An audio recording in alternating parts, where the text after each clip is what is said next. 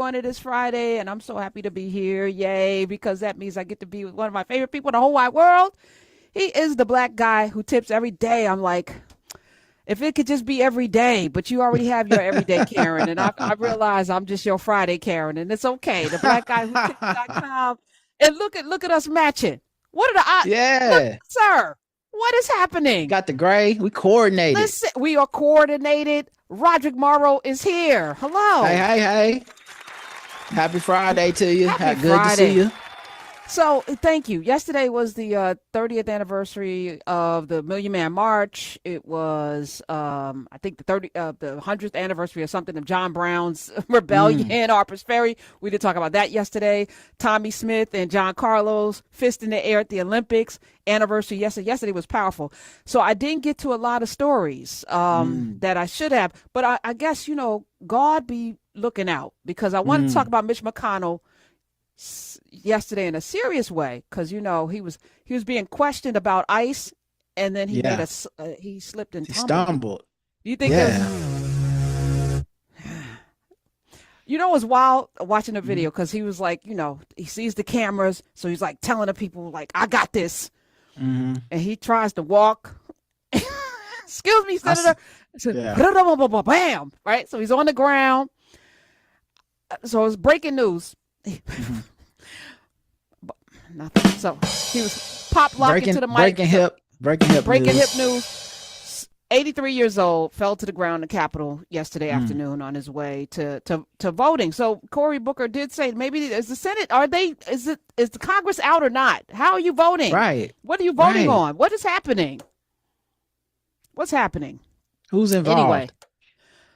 So here's my question. I think there should be not just term limits. I don't think you should just keep, like, there should be 2 times and out, like supposedly the presidency until this one, because he's going to try to be here forever. I don't know what he's doing, how he's doing it, but, just tells you the evil has a staying power that is, it's amazing. It's strong. It is. Good people be like, all right, this is too much. Listen, every day I wake up, another, like, hip hop legend is passed, another, actor that I've grown up loving is gone, and then I just keep looking up, and it's like, man, so y'all just gonna stick around, huh? All the people that's making the world worse, y'all just yes. I just had this conversation today, but the bright lining in this, the silver lining in this, is that there is a scientific formula for every action. There's an equal and opposite reaction. That's just nature.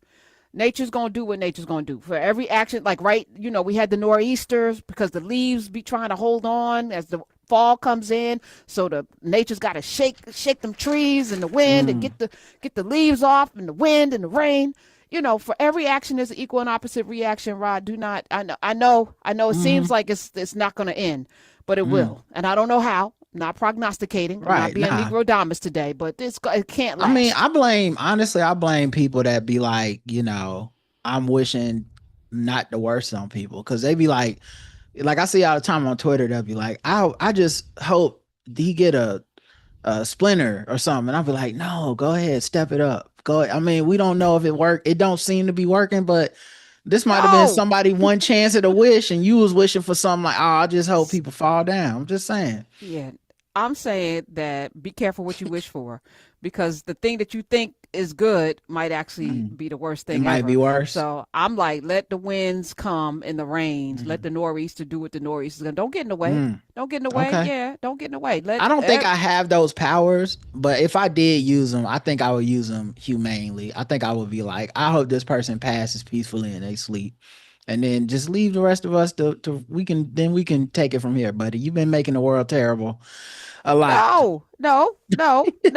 All right. So not peaceful in his sleep. Whoa, you want some violence? I'm playing disclaimer. I want people to live forever if they need to. The show's producers and its guests are not necessarily those of This is a spicy Friday already. Better get off my airwaves talking that on these people's airwaves or whatever. I hear you. All right. But I am for accountability in these times. So I want to shout out, I didn't get a shout him out yesterday, Arizona Senator Ruben Gallego, who's been going hard in the paint on Mike Johnson. I am happy to see this. This is the kind of energy that we need to see. So apparently Mike Johnson refuses to swear in Representative-elect Adelita Grijalva. From Arizona, Democrat. She recently won a special election, but has not received formal admission to Congress because Mike Johnson won't sit her. And he's got 11 excuses, including that the government shut down, but he's done it during a shutdown before. Right. So you're lying, and here's what Gallego believes, and so he's not going to stop. Play the clips, Miz. Let's cut to it. Speaker Johnson is protecting pedophiles. That's what this is all about. The only reason Adelita Grijalva is not being sworn in right now is because he wants to protect whatever is in those files, all the pedophiles that would be revealed, and he wants to make sure every day that doesn't happen. He has one more day to protect all those pedophiles, whether it's involving Donald Trump or any of his rich elite friends. Every reason that he has ever come up with has changed from day 1, day 2, day 3. The only thing that's been consistent the whole time that Speaker Johnson is trying to cover up the pedophiles. Is that clear enough? Speaker Johnson is covering up pedophiles, and in the process, Arizona does not have a congresswoman. That's right. Woo! Okay. Respect. I feel like that's what I'm saying.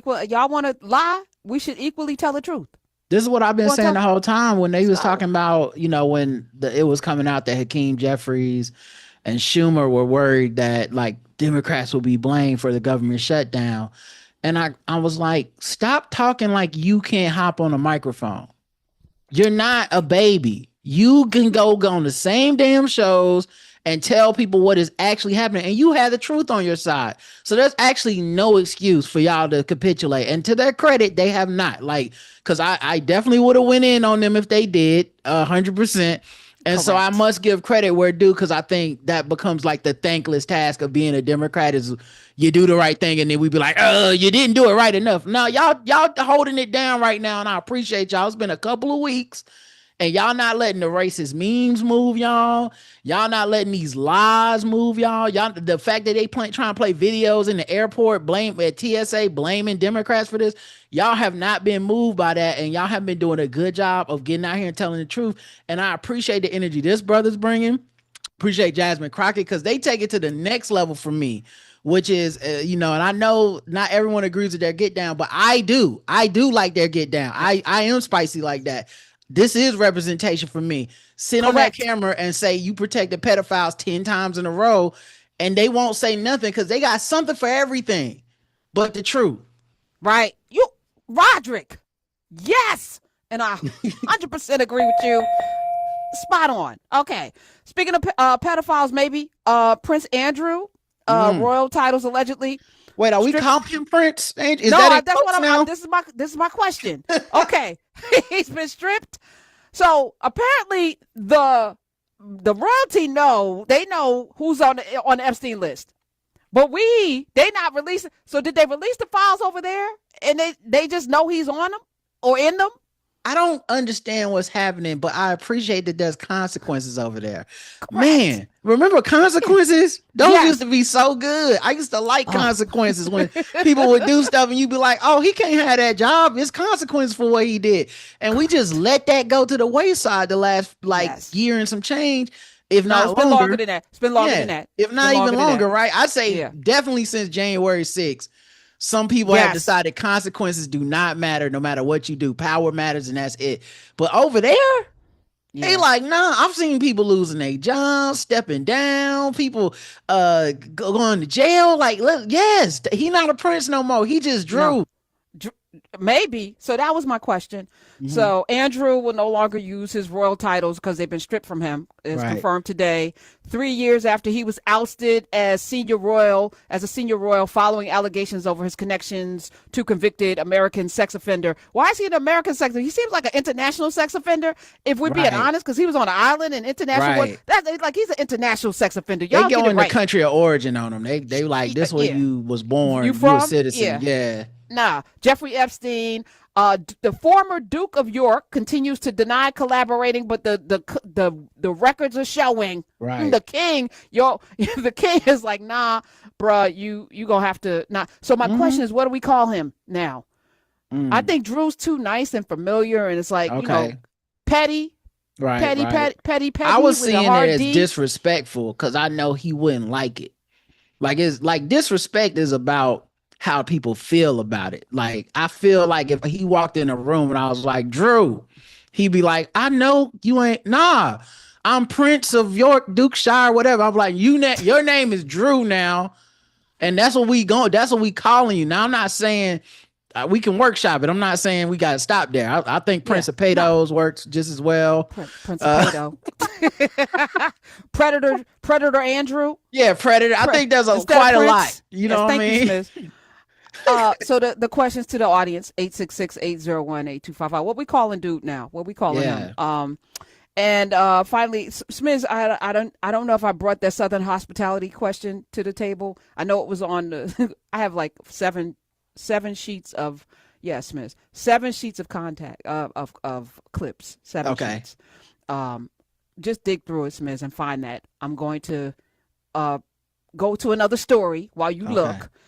But did you watch Joe Budden's podcast with Mark Lamont Hill and Queen's Flip? Listeners, please don't take me as a hater, but I do not watch that show. I cannot stand that show. And when I see Mark on the show, I said to my friends the first day, I was like, this is going to lead to one of these moments where we are going to be talking about, because everyone was doing the rising tide thing. And I said, I hear what you're saying. Rising tide lift all boats, but not always. All right. We might have a difference of opinion on this, right? I absolutely loved when I saw that Mark Lamont Hill was going on this podcast because, and let me shout out Joe Budden, which I never thought that sentence would happen. Yeah, go ahead. He is the quintessential Virgo. So let me just say that, in the sense that they may not be the mess, but they don't mind the mess. Right. And they also got comments on the mess. And he's like the pot, and he's the instigator. Sometimes he be the mess, but he's been a lot less the mess. Since he got his homies out. Like yes, he's outsourcing the mess. That's what I'm saying. Oh, I love it. Can I just say secretly? Yeah, I envy his situation. It's something that I've wanted. Like, so, I've been on these airways 11 years, but 20 something years ago, I had a radio show in New York where I had somebody on who was not intellectually capable of being on the show with me, but had all of the ego and bravado because he was of unmelanated, unsalted, unseasoned chicken, doesn't wash below his legs type of guy, right? But everybody gassed him up to think that he could do battle with me. Now I'm young, still, I'm like in my late 20s, early 30s. And late 20s, early 30s, Karen, was brutal. Let me just say, like, I mellowed. Okay. So this guy came in first day on the air and used the N-word and, and in a quote. Oh, okay. But you know that slick stuff loophole, that they do, right? The loophole. Yeah. Well, David Dinkins said, and he said the word with the hard R, and I sat there and I was shaking that first day because I said, this mother, in his live radio, 6 o'clock in the morning, I got to sit with this motherfucker and he's going to be doing this racist stuff every day. So I went into the lab and got cooking, and every day I commenced to laying his ass out. Right. It was so beautiful. The audience loved it. By month 3, he started bringing Maylocks into the studio. During the break, he was swinging that thing back, and I said, got him. Got him. Because I'm prepared, and mentally you don't even have anything for this, right? So it was interesting, and I knew it was good radio. And then he started calling in sick, and then he got fired 6 months in. Okay.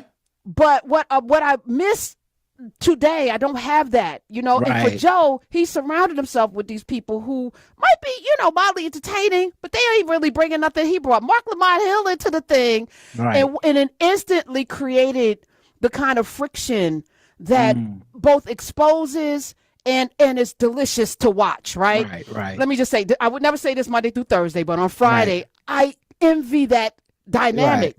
The closest I get is on a Friday with you. That not from the sense that we're diametrically opposed views, but you at least are gonna give me some pushback on some things, and we can have a healthy conversation, which Mark is always gonna bring. They can't deal with that. So I want to have this conversation today, and I want to ask this question because I think it's an important, to me, an important display. The majority of people who are watching even this program, listening to this program, are more in line with Ish and Itchy and Scratchy. I don't know, Ish and Flip. Ish like they're and Flip, more they're more that. They're not. They don't have PhDs. They're not, erudite. And it's no knock. Like, most people are not going to do that kind of study. I don't have a PhD. Right. I'm not going to do that kind of study. That said, it's interesting to watch. Like, at least I know my role. Like, when I sit with Dr. Carr on Saturday, I ain't trying to battle that man. I'm going to sit there and he done read more books than I could even turn a page on. Right. So I'm going to sit and I'm going to ask questions because I know I'm in the room with my intellectual superior. Right. And I'm going to ask questions and I'm going to engage in a way that I can walk away better. They are there to battle because somehow they think they're on the same level. Once they realize they're not, they're going to try to leg sweep them and do the gotchas and see you're not that smart. Yeah. But it actually speaks to an insecurity than it does like you're on a platform with a guy that has done some study.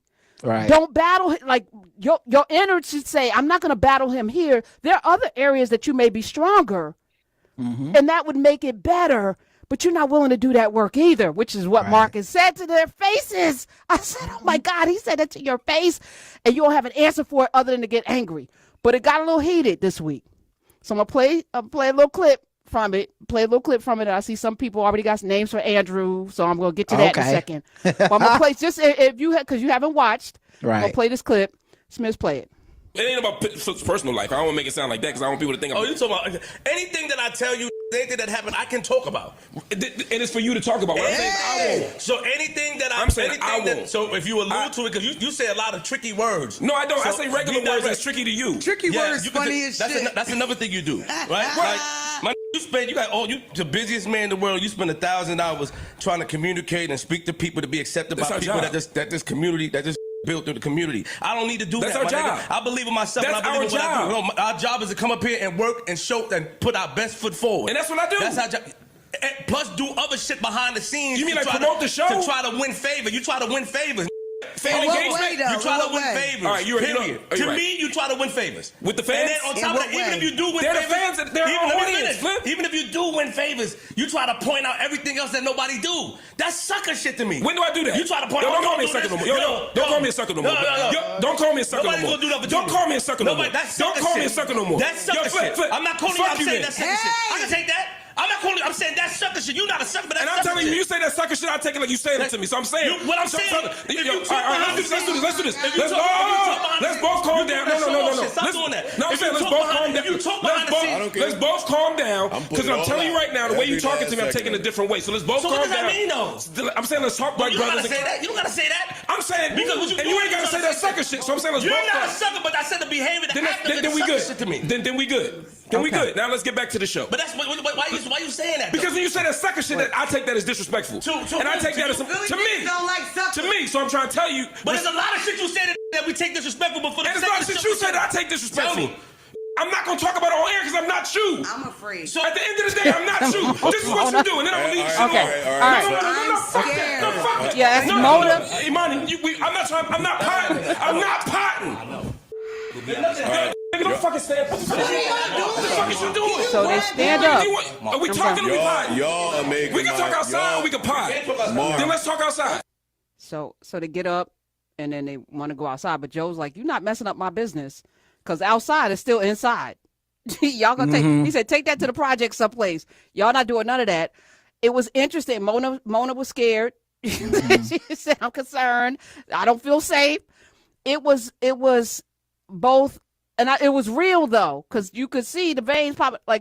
And what was even more interesting, because Flip also, I think, believed that he might be able to take Mark. But I'm here to tell him that you were going to lose that battle, too. Like, that was you were about to get an L on all fronts. And I'm not condoning that. I'm just saying it's interesting to me.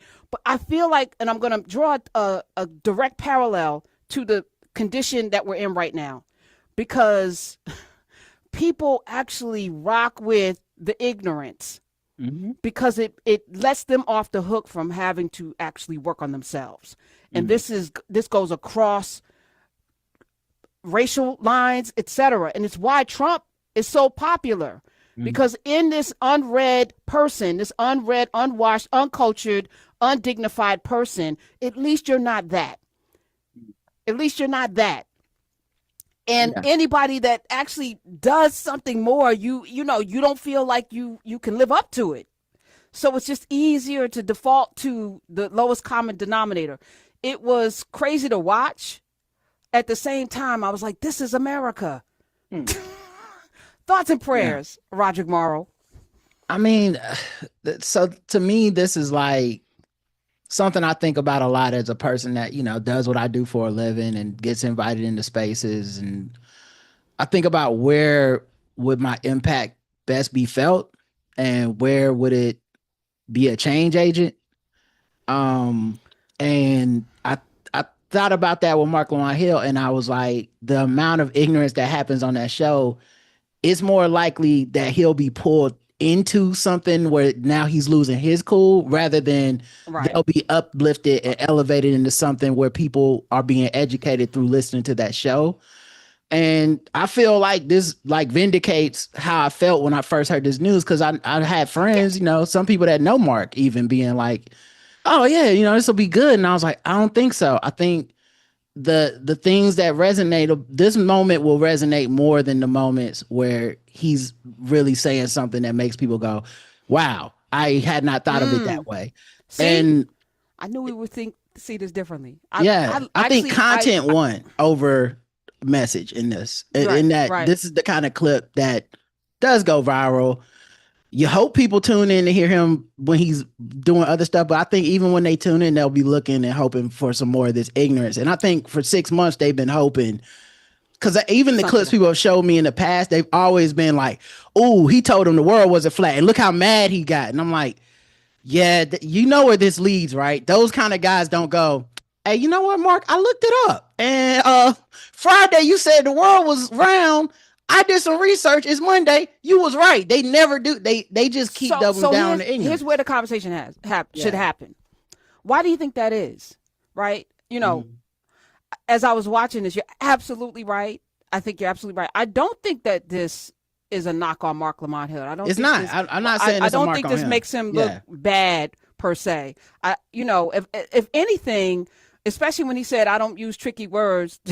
I use regular words that are tricky to you." I said, "Oh my God." Yeah. Ouch. I struggle with, I guess that's what I'm saying is like, I struggle myself with where do you go? Like, what spaces do you go? Nah. You know what I mean? I have, I mean, in this industry that I got friends that if they got to promote a project, they be on the Breakfast Club. I don't know what happens the day someone comes to me and is like, "Hey, PR person, you need to go on the Breakfast Club and promote your thing. This is where we've decided the impact would be best felt." I don't know how I would deal with that, because part of me is like, I don't see that as a avenue that I should be helping in any way. And I don't necessarily want their help. But then at the same time, it's like, this is what people smarter, bigger, better people than me have all decided this is the place to go. So why am I letting my ego stop me? Maybe it's a good check to go on Budden's podcast and try to spread the message. I don't know. So I struggle with is my point. I'm not I'm not trying. That's why I said I didn't want to sound like a hater, because I'm not down in Mark any more than it's just not a platform that I think edifies much. I 100% agree with you. At the same time, I think it is a good exercise to see this is why we are going to have to individually make some different choices in our lives if we want a different world, because this is the world. Yeah. And this is not a conversation I would have Monday through Thursday, but I think on a Friday, which we do Foolishness Friday here for those of you who are new to the show, I like to open, the floodgates up to have a different kind of conversation rooted in a little bit of foolishness. But I think you're absolutely right. It is the thing I struggle with every day, because I could absolutely, I sat at the feet of Wendy Williams we did 5 books together. Mm-hmm. I actually competed against her for 6 months when I was on the radio in New York, 3 to 6 p.m. in New York City. Karen, yes. And let me tell you how many callers would call in and say they couldn't listen to Wendy anymore after listening to me. And it was starting to resonate because there's a teaspoon of sugar, which is what Fridays is for me, that helps the medicine go down, that people unfortunately need, because the bridge between an Ish and a Mark Lamont Hill that you have to build, or a Flip, is so vast and wide. You know, if me every day sitting here programming, to me the most perfect example of that is our morning show, Wednesday, Thursday, and Friday with Dr. Gray Carr and Lamont.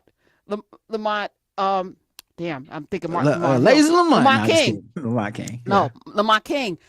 You know, two people, you know, who to me are, you know, not completely different because they're both men and they're both alphas. But, you know, after that, you know, how they move in the world, completely different.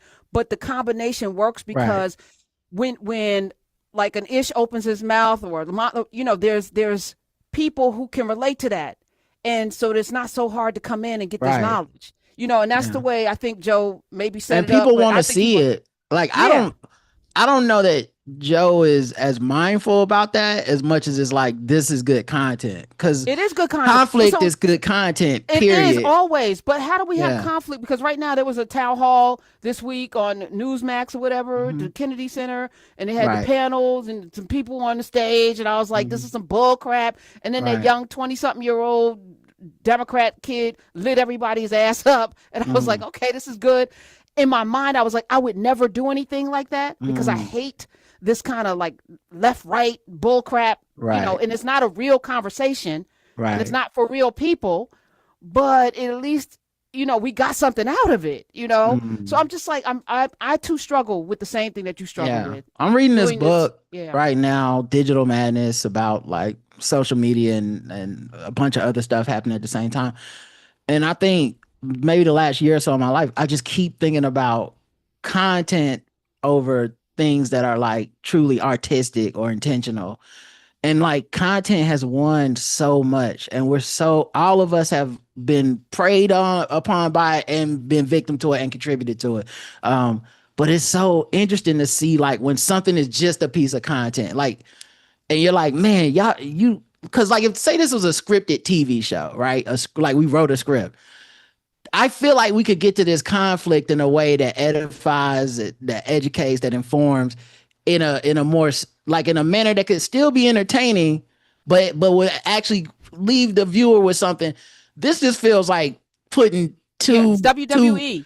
It feel like putting a rat in a mongoose in the cage with a cobra and being like, fight, and then being like, hey, did you see that fight? Now that was crazy. And it's like, I don't want to give the ringmaster too much credit, because I'm like, I don't think you did that from a good place of like, educate the audience. It just happened that way. I don't think Joe Budden cares about anything but the commerce that this produces, to your point, you know, and both of us are wired the same way, which is why I absolutely love you, in the sense that we don't do what we do for commerce. We would do this with no commerce. We have done this with no commerce. So that's not the goal. The goal is edification for those of us. But my larger question is, because it's a responsibility of everyone who tunes in, you know, and I get it. You want to be entertained. At what point is the entertainment detracting from your growth as a human being? And I know that's a deep conversation. I think that's really the thing you hit on right away, and it's just so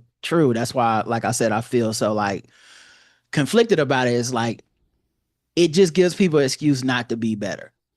Because it's just like it's like how people used to think like, oh, my 600-pound life and Biggest Loser is gonna make us all lose weight. It's like, no, America's actually fatter after Biggest Loser than before. Because when you look at Biggest Loser, you know what you're actually thinking is, I'm not 400 pounds. I'm not 600 pounds. I'm gonna sit on the couch, eat these chips, and watch these people be mad they got to do sit-ups or whatever. And it just keeps you from thinking about the sit-ups you need to do. And I feel like watching that conflict, like you said, over and over, it makes people stop thinking about the mental sit-ups that they're not doing.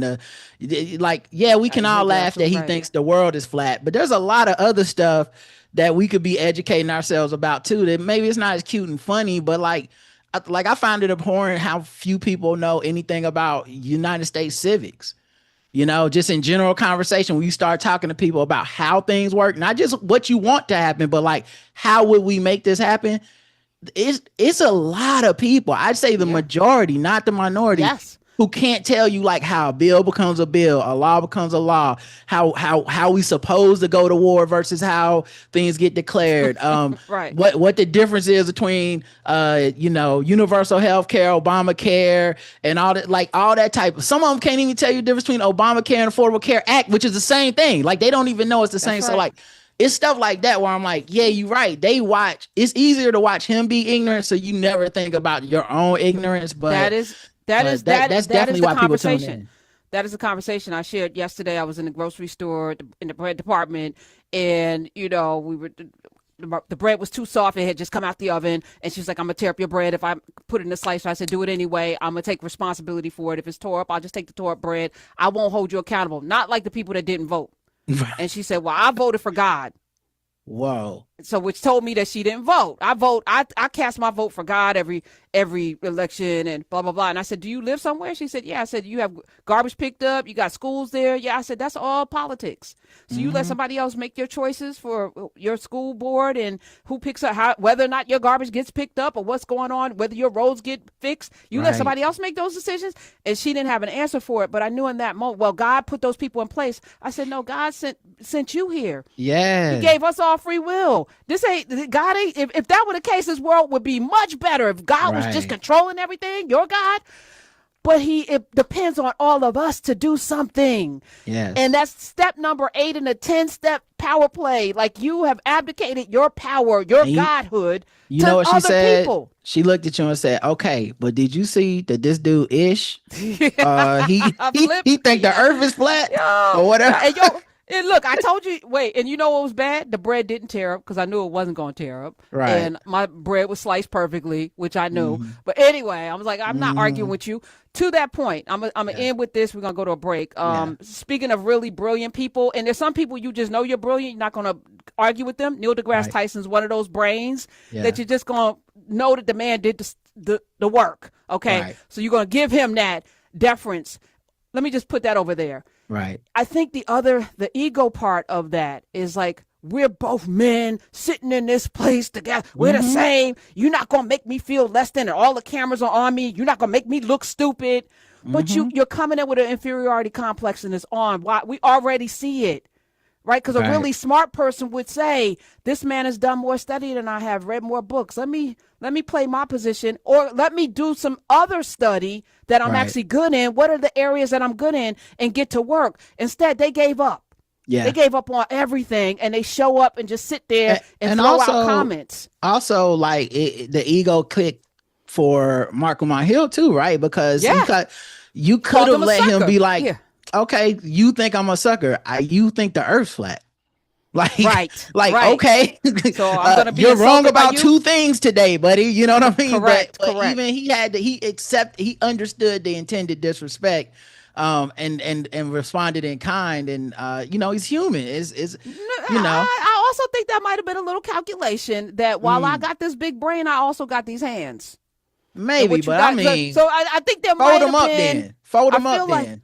Well, he got up. They got up. He was like, let's fold them up. Like, I thought that was going to happen. That's another reason. Listen, as a black man of a certain age, that's another reason I understand the spaces I enter. I do a lot of stuff, play basketball. Every conversation I have, not an intellectual conversation. But like, you might have to fold somebody up sometimes when you pull out the big brain on them. Not everybody responds to the big brain in the manner that you would think they should. Listen, it can happen is my point. I think that's the other thing I realize about those spaces is like, am I going to have to fold somebody up on them? Like, bro, we just talking about whatever. Like, it don't need to be all this, but at the same time, I can't walk around always being disrespected. I'm not Jesus. I can't turn the cheek every time. No. Don't let them smooth glasses fool you. Roger got hands. They come off. I'm here to tell you. They come off. I heard some things. All right, let me play. Let me play this Neil deGrasse, because that's the other thing people underestimate. They say, you would never do that, so I'm going to stand up over you. That's what he did. He stood up. You don't stand up over somebody. Like, don't do that. Would have been well within his rights. I'm just saying. Correct. For him, stand up, and then you sit your ass down. All right, here's Neil deGrasse Tyson and how we should be engaging politically with people who are stupid. How do you feel about America right now? Well, it's a free country and we vote in our leaders. And right now there's a whole set of people in charge that are doing different things from what had happened in previous years, previous leaderships, even previous leaders of that same political party. What's going on is very different from anything that I think people would have predicted. A lot of people like complaining about leadership, but we live in a country where we choose our leaders. So we're going to complain about the leadership. You should be complaining about the people, about the electorate. I'm an educator. I've never complained about politicians. They represent people. I was once in the Rayburn office building, Washington, D.C., in the science committee's room, beautifully decorated with science art and sculptures and things. One of the members of the science committee back then was a young Earth creationist. Young Earth creationist. Universe created in 6 days, Earth created in 6,000 years, at most 10,000 years. And I knew he was going to be there. And I thought to myself, do I grab him by the lapels and say, what do you think? You're on a science committee. And then I thought, no. If he thinks that, presumably, so does his electorate. Mm-hmm. They voted him in. And this electorate are fellow citizens, as am I in this country. So I can't indict him. Let me go have a conversation with the folks who voted for him. I said, why do you think this? And he would consider this. And that's my duty as an educator, not to hit anybody on the head who's in Washington. So do we blame the educators and the media people people like me that... These people don't know any better. They don't know any differently. We have to talk to them and, teach them. That's very different from saying, holding up your fist, saying, I'm going to fight them because they're my enemy. I want to teach them because they're my fellow citizens. And that's how I feel. So my worry is that there are decisions made that are not in the best interest of the people who voted for those decisions. The longer term implications could be devastating. If you cut basic science feeds engineering, engineering feeds economies.